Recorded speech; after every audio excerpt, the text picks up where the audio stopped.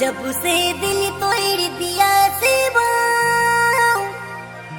सुबह को एक बोतल, शाम को एक बोतल, हरिया दारू पीता घूरे।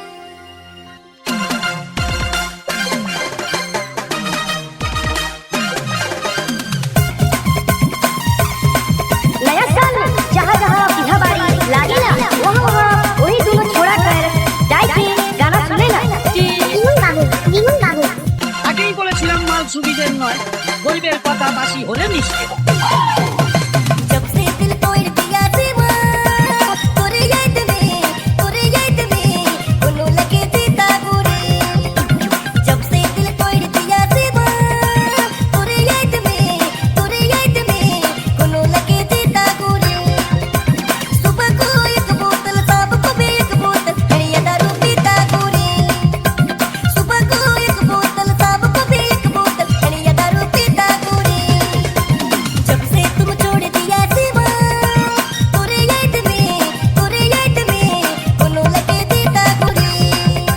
जब से दिल तोड़ दिया सिवा, तोरे याद में उन्हों लगे जीता घूरे। सुबह को एक बोतल, शाम को भी एक बोतल, हरिया दारू पीता घूरे। सुबह को एक बोतल, शाम को भी एक बोतल, हरिया दारू पीता घूरे। सुन मेरी दोस्त, अगर जिंदगी में खुश रहना है तो अपने काम पे ध्यान दो। आज कमाएंगे तो कल नंबर 1 लग्जरी पिया को और डीजे বিমল বাবু पर गाना में तुम्हें मन के नचवाओ। अकेले में कुट कुट के रोता घूरे, दिला का दर्द नहीं होता के कम। इतना जख्म को तड़पाते घूरे, काले गुया कोई गेले ये तय तेरा कम। जब से दिल तोड़ दिया सिवा, तोरे याद में उन्हों लगे जीता घूरे। जब से दिल तोड़ दिया सिवा, तोरे याद में उन्हों लगे जीता घूरे। सुबह को एक बोतल, शाम को भी एक बोतल, हरिया दारू पीता घूरे। सुबह को एक बोतल, शाम को भी एक बोतल, हरिया दारू पीता घूरे। जब से दिल तोड़ दिया सिवा, तोरे याद में उन्हों लगे जीता घूरे। जब बिहा बाड़ी लागेला तो वही गाँव पर कोयरा मन धूरा उड़ाई के कमर हिलाई के नाचे ना।